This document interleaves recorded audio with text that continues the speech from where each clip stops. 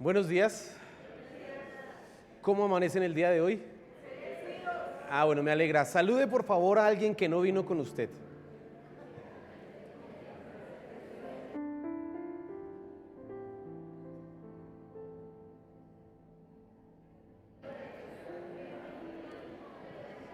Bueno, qué bendición poder estar esta mañana en la iglesia, ¿cierto? Adorar, cantar y ahora recibir la palabra. ¿Usted viene preparado? Los niños ya se fueron a su clase. Ahora ustedes llegaron a su clase. Pero yo no me voy a disfrazar de astronauta, ¿no? Bueno, bien. Quiero que ahora por favor su Biblia en el Salmo 119. Salmo 119. El día de hoy vamos a leerlo todo y luego vamos a hacer algunas aclaraciones al respecto. No, mentiras. Ahí se leer todo el Salmo 119, 176 versículos aproximadamente. Aquí se nos va un buen tiempito, ¿no? No, ubíquese ahí en el versículo 121. Salmo 119 y vamos a ir al versículo 121.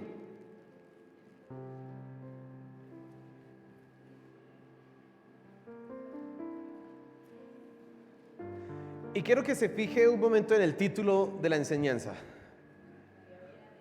Día D. ¿Sí ve usted la imagen que aparece ahí? Soldados, ¿no? Bueno, eso me imagino que es una de las imágenes de la playa de Normandía en Francia. El 6 de junio de 1944, las fuerzas aliadas, el ejército de las fuerzas aliadas decidió invadir Europa Occidental.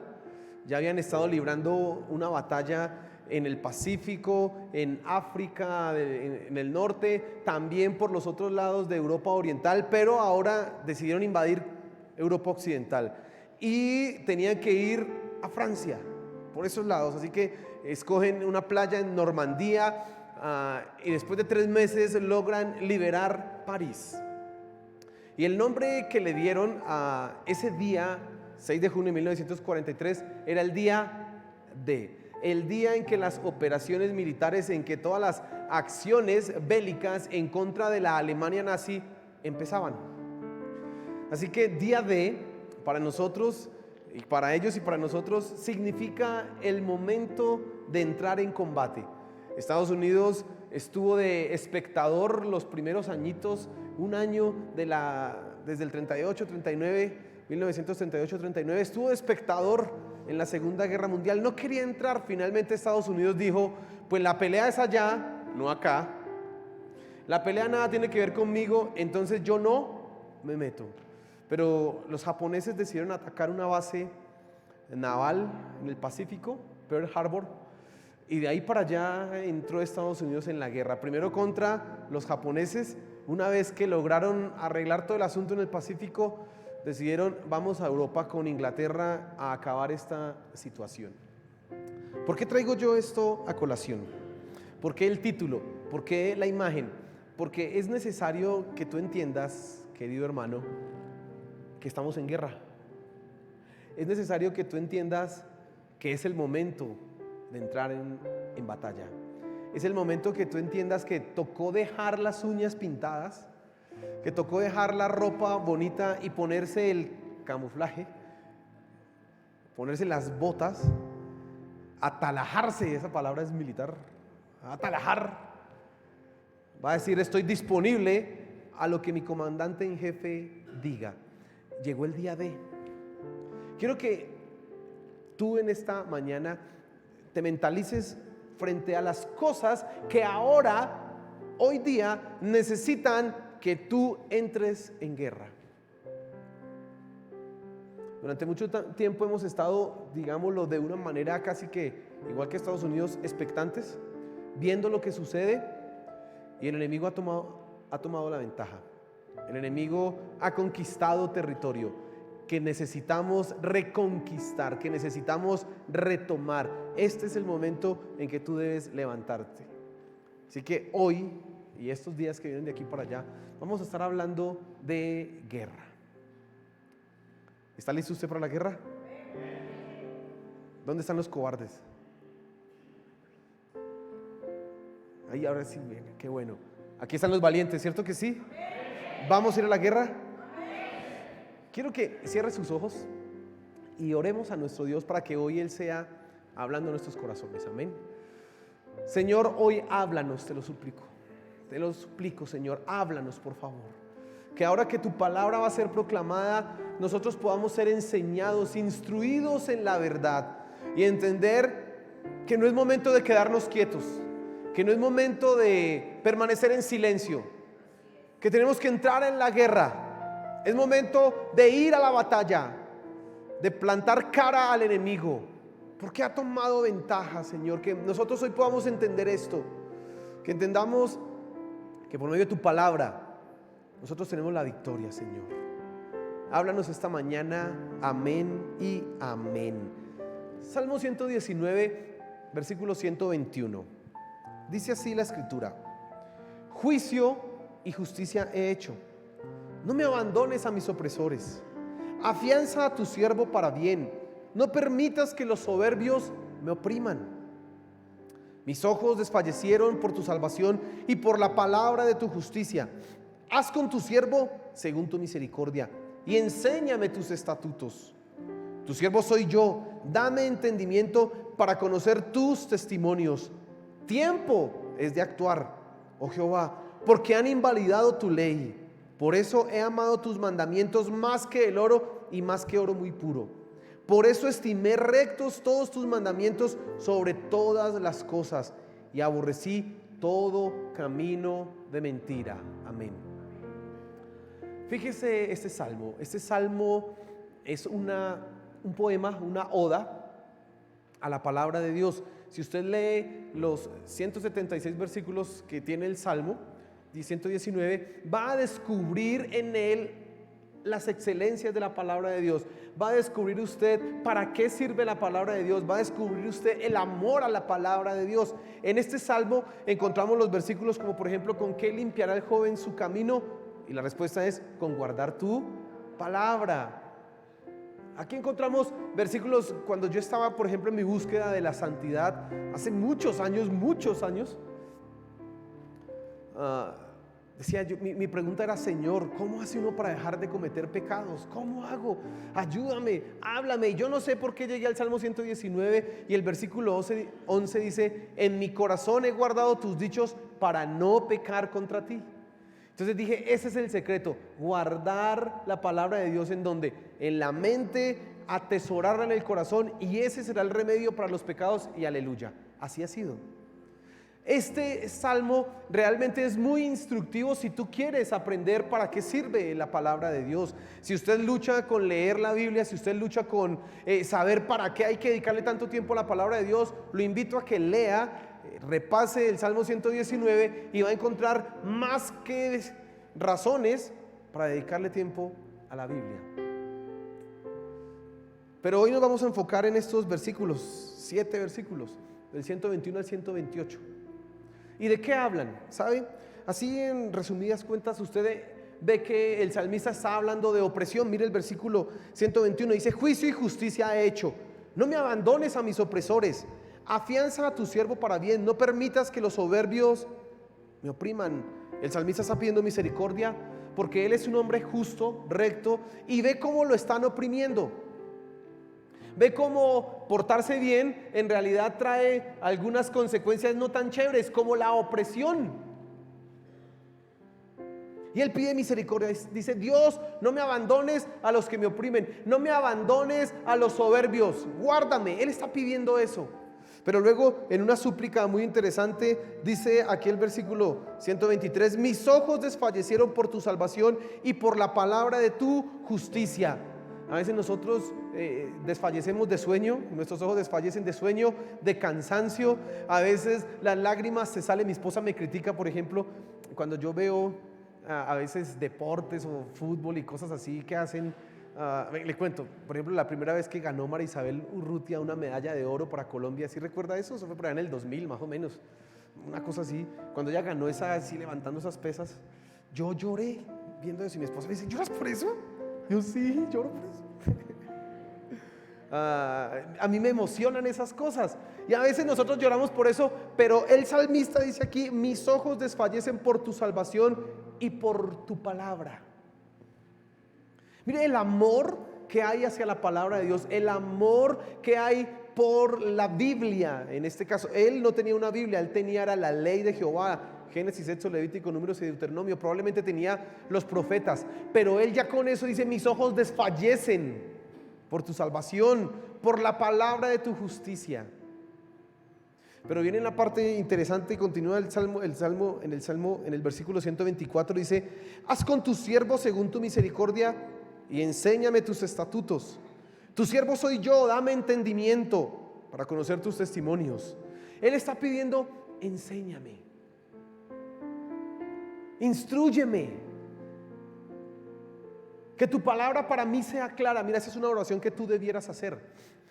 Cuando te levantes en tu tiempo devocional, antes de leer la Biblia, deberías orar: Señor, háblame, enséñame tu palabra, que mi mente logre comprender todo esto que está aquí, que yo pueda saber, entender qué es lo que tú quieres para mí. Usted necesita orar esto.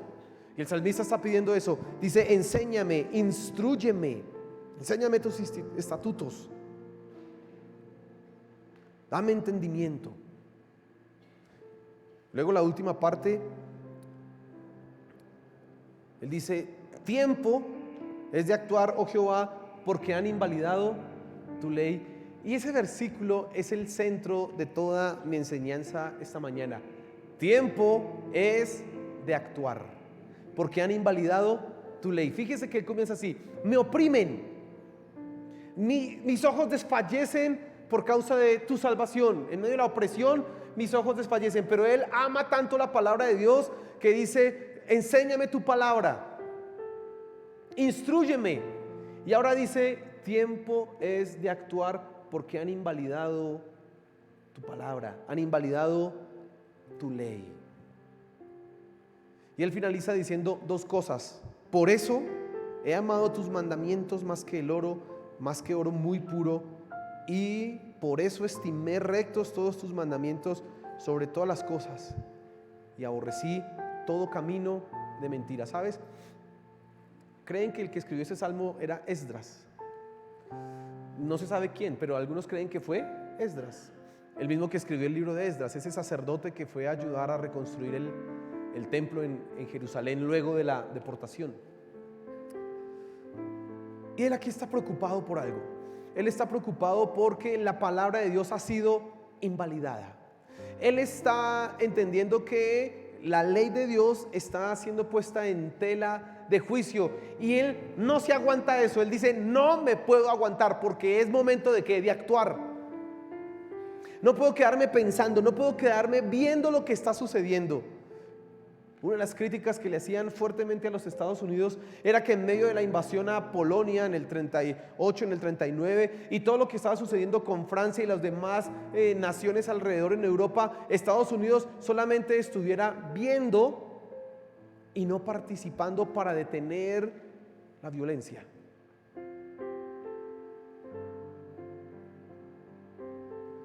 Es el momento de actuar, porque la palabra de Dios está en juego. Es momento de actuar, porque lo que Dios ha dicho, su verdad, está siendo colocado en tela de juicio. Es el momento en que tú, como cristiano, no guardes más silencio ante lo que está sucediendo. Yo te quiero dar unas razones para que tú lo hagas. ¿Por qué es el tiempo de actuar? ¿Por qué es el tiempo de ir a la guerra? ¿Por qué tenemos que dejar de hacer planes y ya meternos en la confrontación? Bueno, hermano, dice el versículo 126: oh Jehová, porque han invalidado tu ley. ¿Sabes, hermano? La verdad de Dios está en juego. Los tiempos en que nosotros vivimos, y no voy a hablar del pasado ni mucho menos, sino los tiempos en los que tú estás viviendo, son tiempos en donde la palabra de Dios está siendo puesta en tela de juicio. Se está dudando.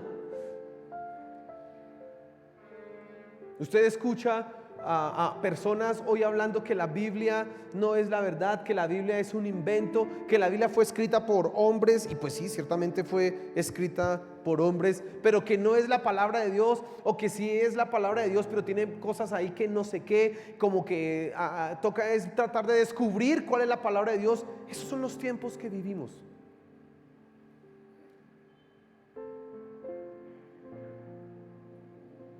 Fíjese que el salmista no dice que hay que ir a la guerra porque lo están oprimiendo. Él no, recuerda el versículo 121, 122, en donde decía, Señor, no me dejes a mis opresores, no me dejes bajo las manos de los soberbios. Él no dice, Señor, voy a ir a la guerra porque me están oprimiendo. Señor, dame fuerzas para quitarme a los opresores. Él no está diciendo eso. Nosotros diríamos eso. Nosotros estaríamos orando para que muchas cosas que puedan acaecer en nuestra vida fueran quitadas. No estaríamos tan celosos por la palabra de Dios, pero sí por lo que nos suceda directamente a nosotros. Sí estaríamos dispuestos a confrontar por los derechos que nos son vulnerados. Eso sí hay que defenderlos. Pero la palabra de Dios, entrar en una confrontación por la palabra de Dios. No, de pronto si me dicen algo a mí, si se meten conmigo, si van a tocar a mis hijos o si van a tocar a mi esposa, ahí sí uno levanta la voz y habla duro. Pero por la palabra de Dios. Pero el salmista sí, el salmista dice, yo necesito ir a la guerra porque lo que está en juego es la palabra de Dios. No se está enfocando en su opresión, no se está enfocando en su situación. Está pensando en qué, en la palabra de Dios. Y yo en este primer punto tendría que preguntarte aquí es, ¿qué tan valiosa es para ti la palabra de Dios? Y quiero darle una ilustración para que usted lo comprenda. Hay familias que, y bueno, creo que mucha gente hace esto, hay familias que cuando un ser querido muere, si es papá o mamá, ellos quieren guardar y obedecer la última voluntad. ¿Sí ha escuchado eso? Y entonces usted se da cuenta que ellos, es que mi papá dijo y nosotros lo hacemos así porque mi papá dijo, y él murió hace 5 años, pero nosotros lo hacemos porque él dijo, su última voluntad era, y eso es muy importante. ¿Por qué las personas quieren guardar la última voluntad de alguien que ya no está para verificar si se hizo o no se hizo? La respuesta es una sola palabra: amor. Porque esa persona que pidió que se hiciera tal o cual cosa, para esa familia es amor, la aman mucho. Y entonces cuando usted ama, usted quiere guardar la memoria de esa persona y usted desea que cumplir su última voluntad. Y usted sabe que no lo van a ver, pero usted quiere expresar que su amor. Y dice, no, a mí me dijeron, yo voy a expresar mi amor de esa manera. El valor que tú le das a la palabra de Dios, el valor que tú le das a lo que digan de la palabra de Dios, muestra directamente el amor que tú tienes por Dios. Ahora, no te estoy diciendo que tú no ames a Dios, simplemente que no sabes cómo amar a Dios correctamente. Porque que amas a Dios, sí, claro, todos aquí amamos a Dios. No hay alguien que pueda hoy decirle cuántos odian a Dios. Nada, ninguno va a decir que odia a Dios, pero a veces no le amamos correctamente como corresponde. Por eso cuando ofenden la palabra de Dios, o cuando la verdad de Dios está en tela de juicio, o simplemente está siendo destruida, pisoteada, no nos pasa absolutamente nada. No pasa absolutamente nada por nuestra cabeza.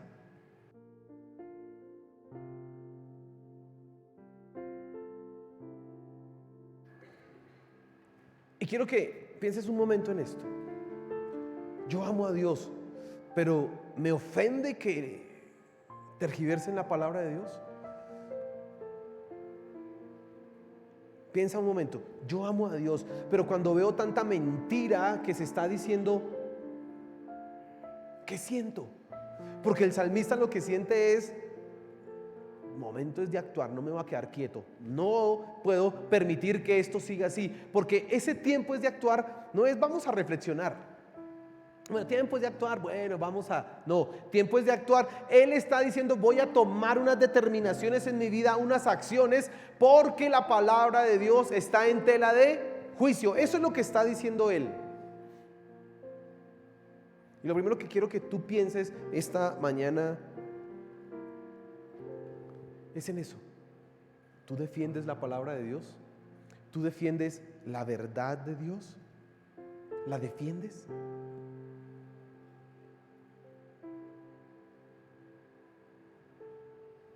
¿Por qué tenemos que entrar en guerra? Lo segundo que quiero que tú te fijes es porque hay un reino de la mentira. Hoy nuestros días son un reino de mentira. Y quiero enfocarme específicamente en algo, centrarme específicamente en algo. Y antes de mirar y profundizar en eso, quiero que usted entienda lo siguiente. Mire, todo lo que invalida la palabra de Dios es mentira. No hay verdad fuera de la palabra de Dios. Amén. Bueno, usted dirá, bueno, y la ciencia sí, esa es una verdad, pero eso no niega la palabra de Dios, así que es verdad. Pero hay cosas que niegan directamente ¿qué? La palabra de Dios, y cuando tú sepas eso debes saber, esto es mentira. La palabra de Dios es absoluta como verdad, la palabra de Dios es completa como verdad, así que tú no puedes tolerar de ninguna manera algo que venga a contradecir la palabra de Dios. Claro, hay algunas cosas que hoy no aplicamos de la palabra de Dios, sí, hay algunos ejemplos, pero la verdad de Dios que está contenida aún en esas prácticas es eterna. Recuerden las palabras del Señor Jesús: cielo y tierra pasarán, pero mis palabras. Mateo 5 dice: de cierto os digo que no dejará de cumplirse ni una tilde de la palabra de Dios, ni una tilde. Por lo tanto, tú debes entender, bueno, la palabra de Dios es la verdad. Todo lo que no se ajusta a esto es mentira. ¿Y qué es lo que reina en nuestro ambiente, en nuestros días? Bueno, como le decía, yo quiero enfocarme solamente en algo específicamente, y es todo aquello que está atacando a la familia. Y voy a enumerarle 7 cosas acá, quizás me falten algunas, pero voy a enumerarle 7 cosas que tú debes saber que son mentiras. 7 cosas que vamos a estar desarrollando aquí, porque tú necesitas ir a la guerra en contra de esto. Primero, hay una mentira que está pululando en nuestro ambiente, y es que es más importante el desarrollo personal que la vida familiar. Mira, esa es una mentira que se ha dicho. ¿Sabes qué es lo que está reinando en el ambiente? Que sacrificarse para un matrimonio o sacrificarse para la educación de unos hijos es pérdida de tiempo. Porque ¿quién piensa en usted?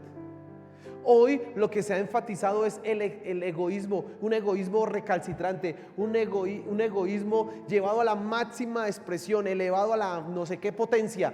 Piensan primero en ellos mismos las personas, y esta sociedad en la cual vivimos considera que en algunos casos la familia es una pérdida de tiempo, porque el que se casa y el que tiene hijos sabe que una vez que esos hijos empiecen a crecer, toca trabajar ¿para quién? Para ellos. Toca luchar ¿para qué? Para que ellos sigan adelante. Los esfuerzos se enfocan en que ellos se levanten. Pero ahora, ¿qué hacen las personas cuando quieren escoger una pareja? Voy a buscar a alguien que me ayude a alcanzar mis metas. Ese es uno de los requisitos que hoy los jóvenes y las jovencitas están chequeando en su lista. ¿Quién me ayuda a mí a crecer? En lugar de pensar, ¿a quién voy a ayudar a crecer? Y la mentira que nos han dicho hoy y que está reinando y que está invalidando la palabra de Dios es que una persona, un hombre o una mujer, y sobre todo la mujer, que se sacrifique por el desarrollo de sus hijos o por el desarrollo de su hogar, ha perdido el tiempo. ¿Ha escuchado usted esa mentira? Esa no la están diciendo, esa se la están diciendo a sus hijos. Eso está reinando por ahí. Estamos en una sociedad en donde el sacrificio, la cultura del sacrificio, ¿Sacrificio? ¿Tener hijos? No, espere, eso es caro. Dicen así. Es que tener hijos, eso es mucha plata que se necesitan. Esa es una consideración que hay en la mente de la mayoría de las personas, si no en todas, incluso de cristianos. Tener hijos, no, eso es mucha plata. Piensan así. En lugar de ver, como dice el Salmo 127, herencia de Jehová son los hijos, cosa de estima, el fruto del vientre. En lugar de entenderlo, eso contradice la palabra de Dios, porque ahora los hijos se ven como un estorbo para alcanzar las metas. Entonces las mamás, las señoritas, yo no quiero ser mamá porque entonces me toca renunciar a mis ambiciones profesionales. Y lo que dice el mundo, la mentira es: no renuncies, tú puedes. Eso es lo que está diciendo el mundo, esa es la mentira. En segundo lugar, la segunda mentira que nos están diciendo hoy y por la cual tenemos que levantarnos y decir tiempo es de actuar, es que la libertad es más importante que el compromiso requerido en un matrimonio. Y entonces, mire, esto es paradójico, porque las personas quieren mantener su libertad, pero aún así quieren casarse. El problema es que una vez usted se casa, perdió su libertad, porque ahora usted le pertenece a otra persona. 1 Corintios 7 dice que el cuerpo del esposo le pertenece ¿a quién? A la esposa. Y el cuerpo de la esposa le pertenece ¿a quién? Pero quieren casarse, porque aún así, mire, en lo profundo del corazón del hombre está el deseo de tener una relación significativa como lo es el matrimonio, pero no quieren perder la libertad. Entonces los hombres quieren casarse, pero que no me diga nada. Yo quiero seguir como soltero, yo quiero seguir yendo a fiestas, yo quiero seguir gastándome la plata en lo que a mí me da la gana, pero quiero casarme. Eso es una cosa ilógica, pero la mentira que el mundo dice es: se puede. Las mujeres se quieren casar y igual que los hombres, yo quiero mantener mi libertad, yo quiero mantener mi no sé qué, yo quiero sí sé cuándo, etcétera. Perdón, pero es que eso no es así. El que quiere ser libre, que no se case. El que quiere entrar en un matrimonio, entienda que esa libertad se pierde. Pero la mentira es que hoy que nos dicen es que el amor no tiene que tener barreras, límites que nos impongan.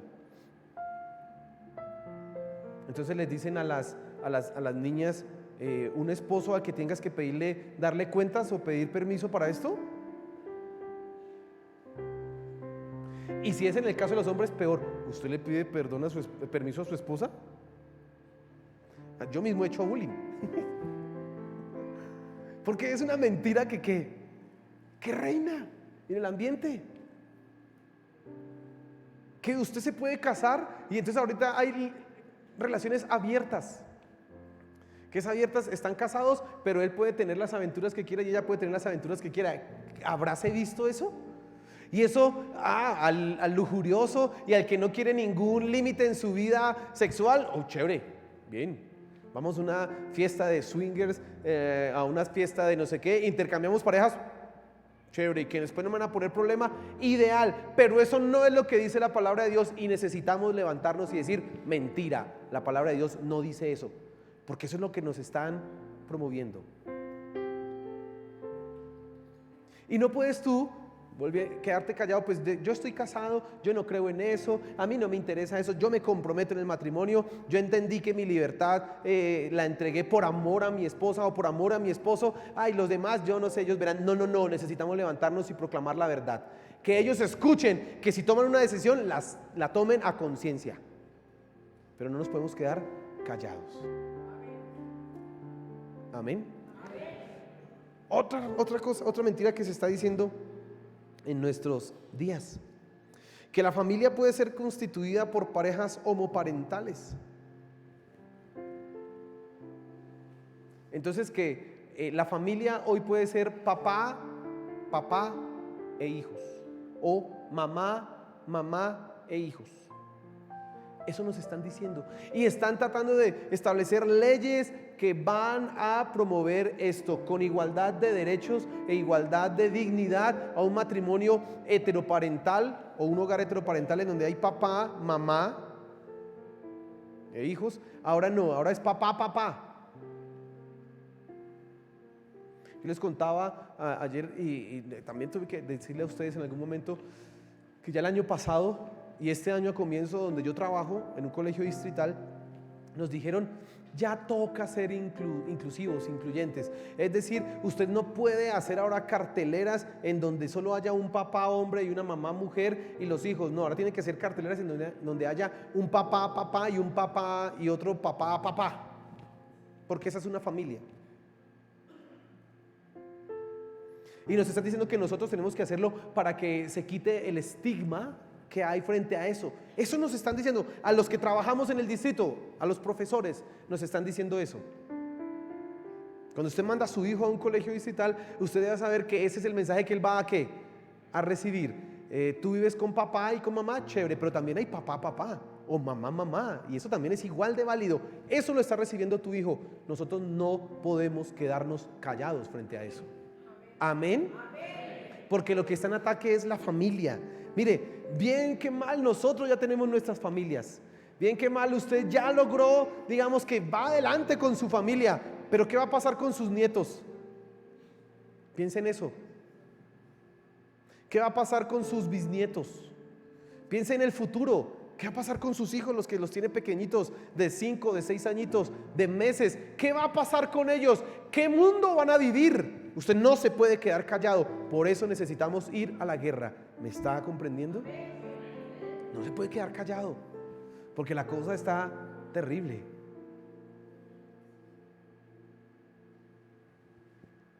Otra mentira que nos están diciendo: que la educación de los hijos debe estar en manos de profesionales. Le están diciendo a la sociedad, no en un mensaje directo, pero le están diciendo a la sociedad que papá y mamá no tienen la capacidad, por ejemplo, para corregir a sus hijos, para enseñar valores y principios, conducta a sus hijos, que en realidad eso lo enseña es un profesional. Por eso las leyes de nuestro país y de muchos están tendiendo a que el hijo pase más tiempo en el colegio que en la casa. En el colegio, ¿bajo la influencia de quién? De los profesores que hacen carteleras con papá, papá. ¿Ok? Y no bajo su tutela.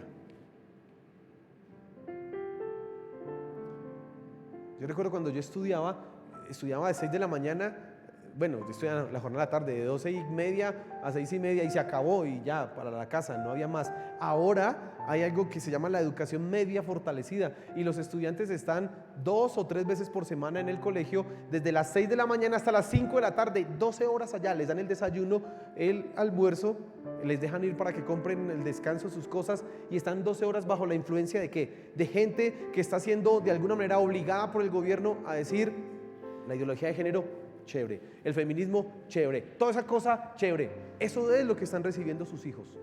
Y lo bueno es que muchos papás piensan que eso está ideal, porque ahora, ay, bueno, están en el colegio y ya los cuidan bien, yo ahora sí puedo trabajar más. Ajá.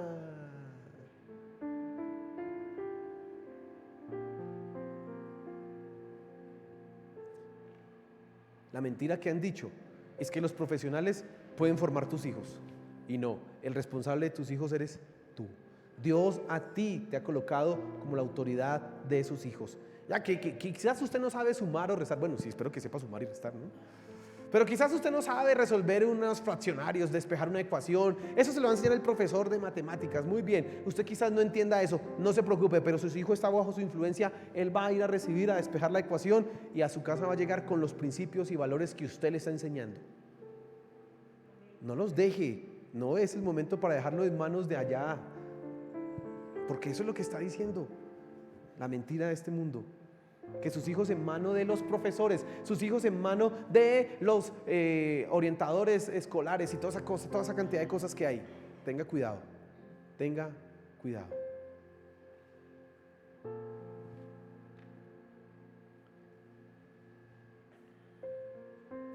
La otra mentira que se nos está diciendo hoy día es que género y sexo son cosas diferentes.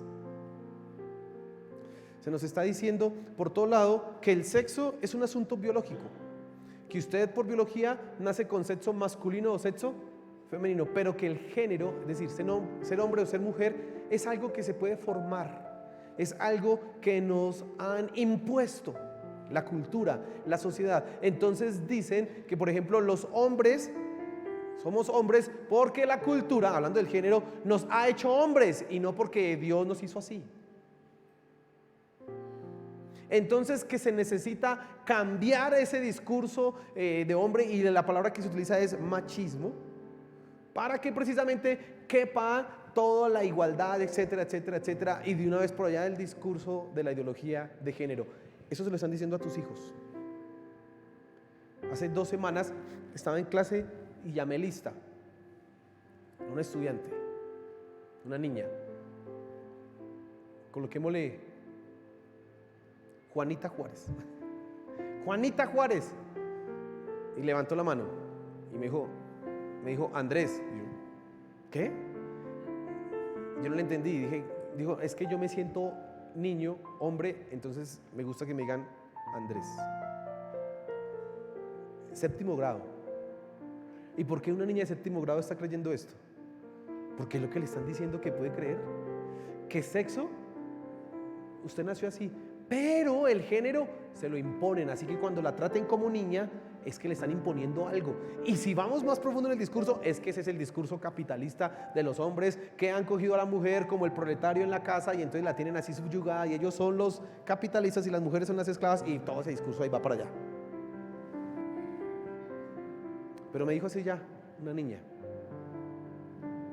Imagínense la situación en la que estamos. Tomé la decisión de seguirle diciendo Juanita Juárez, a ver qué pasa. Vamos a ver. Que Dios me dé sabiduría para decirle en algún momento, ven, no es lo que tú sientes, es lo que tú eres, no es lo que sientes. Pero esa es la mentira que le están diciendo a nuestra sociedad, a sus hijos.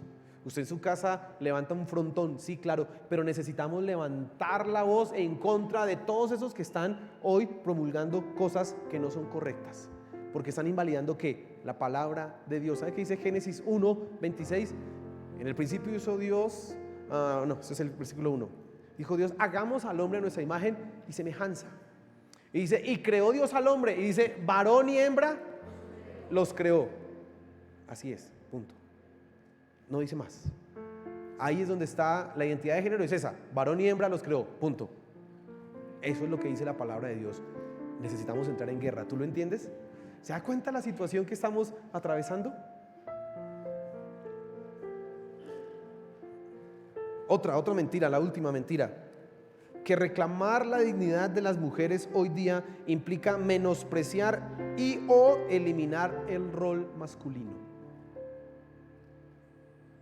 Se nos está diciendo, mire, que la dignidad de las mujeres debe ser reclamada a costa de menospreciar o eliminar el rol masculino.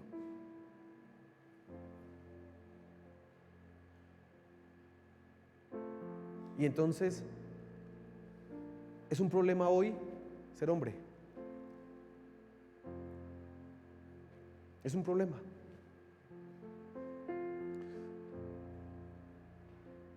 Porque si es hombre y se expresa como hombre, entonces es que es machista. Y está subyugando a la mujer. Y claro, la Biblia entiende que el hombre y la mujer son iguales en dignidad. Eso lo entiende la Biblia. De ninguna manera la Biblia, otra mentira que fortalece eso, la Biblia es machista. Dicen eso. Y dicen, es que la Biblia es machista, porque como vea que Eva fue la que se dejó engañar, y del hombre, y de razón, y después Dios lo puso, etcétera, etcétera, y no sé qué. Eso dicen. Y es la mentira que le están diciendo a las niñas, que le están diciendo, que usted está escuchando en todo lado. Y entonces ahora el papel y el rol del hombre se está menospreciando. ¿Sabe qué dicen las personas? Que eso es una verdad ahí entre comillas. Un hogar es desde que esté la mamá, el hogar se mantiene. Y el papá, como que se le importa. Eso dice. ¿Eso lo ha escuchado usted? Desde que esté la mamá del hogar, sigue adelante. ¿Y el papá? Porque han menospreciado. Se está menospreciando.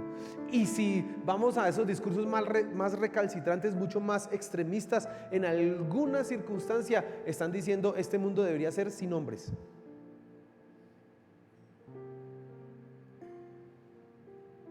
Se está feminizando absolutamente el rol masculino. Y claro, sí hubo errores de parte de los hombres, sí. Cosas que están mal, claro. Que tienen que corregirse, sí. Pero venga, hombre es hombre y mujer es mujer, punto. Eso no nos van a feminizar ahora aquí las cosas. Todo no. Porque Dios hizo varón y hembra. Pero es la mentira que nos están diciendo. Mire, hermano, a mí me preocupa. A mí me preocupa grandemente la situación en la que nosotros estamos viviendo.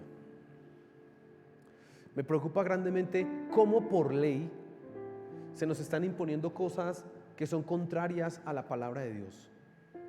Me preocupa grandemente que nuestra sociedad está caminando bajo el nombre de los derechos, bajo el nombre del respeto a las libertades, no sé qué, en un camino de degradación moral cada vez más profundo. En Colombia, el artículo 42 de la Constitución dice que la familia está constituida por un hombre y una mujer que en libertad de sus derechos deciden unirse y tener descendencia. Y ahora están diciendo: toca cambiar esa ley. Cuando la Biblia establece que hombre y mujer son los que procrean, son los que establecen la familia, pero ahora nos están diciendo que tenemos que cambiar esa ley. Es momento de levantarnos. Ahora, ¿cómo hacemos la guerra? Dos cosas muy sencillas. Vamos a ir desarrollando cada una de esas cosas que lo comenté en enseñanzas, para que veamos la perspectiva bíblica y usted tenga las herramientas para defender.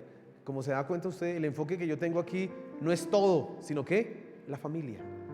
Me preocupa la familia. Me preocupa su familia. Me preocupan sus hijos, lo que puede pasar con ellos.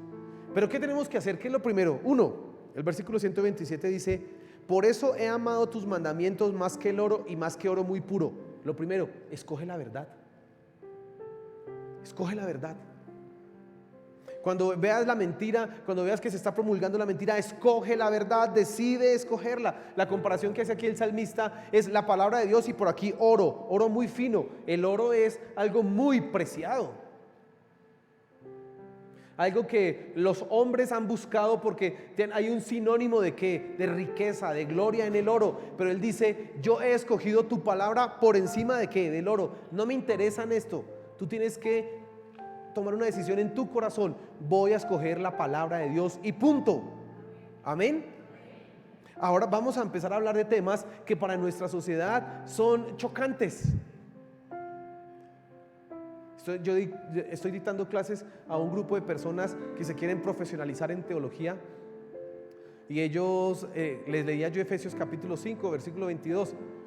Dice: las casadas estén sujetas a sus esposos. Dice así el versículo. Eso hoy decirlo es terrible.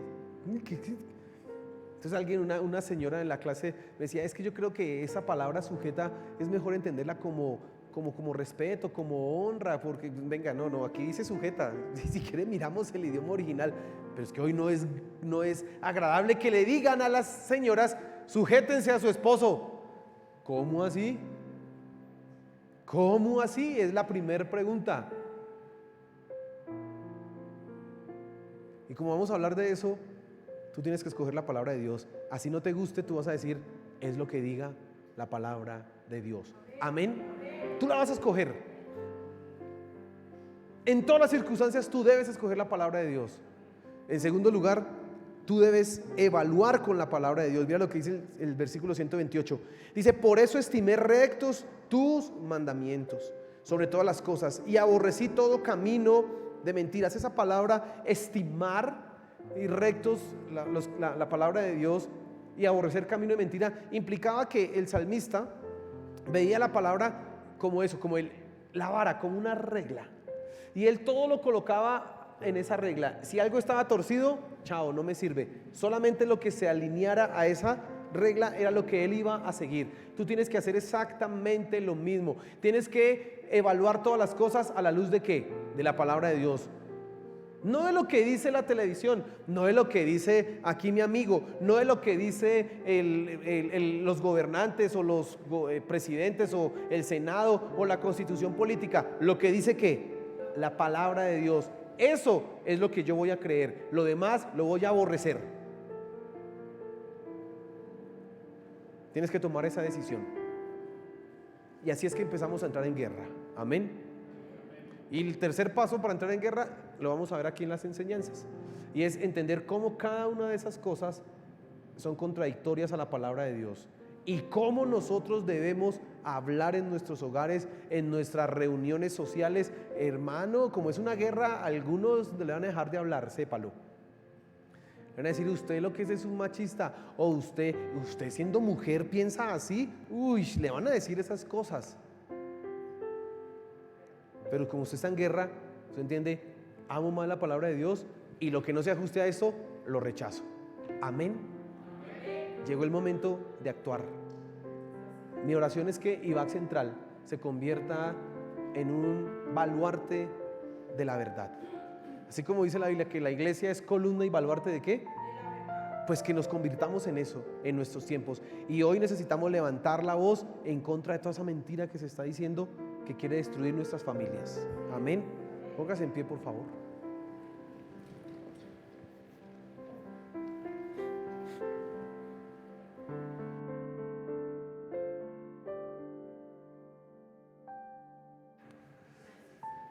Y cierre sus ojos y vamos a pensar un poco en eso que hemos hablado. Y primero vamos a orar diciendo: Señor, mira, cuántas veces yo he permitido que tu palabra sea pisoteada y yo me quedo en silencio por temor a sonar desagradable, por no perder cierta amistad, etc. He permitido que tu palabra sea pisoteada.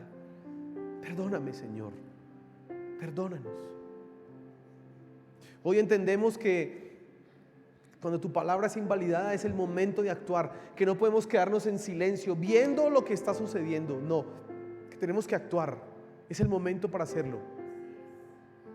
Ayúdanos, Padre, a escoger tu palabra por encima de cualquier cosa, que aunque lo que escuchemos y nos leamos en tu palabra sea chocante para lo que hemos aprendido y lo que nuestro corazón desea, que nosotros podamos aplicar y vivir tu palabra. Eso te lo pido, Señor. Pero que también tengamos el discernimiento y el criterio para evaluar todas las cosas a la luz de la verdad, a la luz de tu palabra. Por favor, Señor, ayúdanos, te lo suplico. Ayúdanos, Padre Celestial.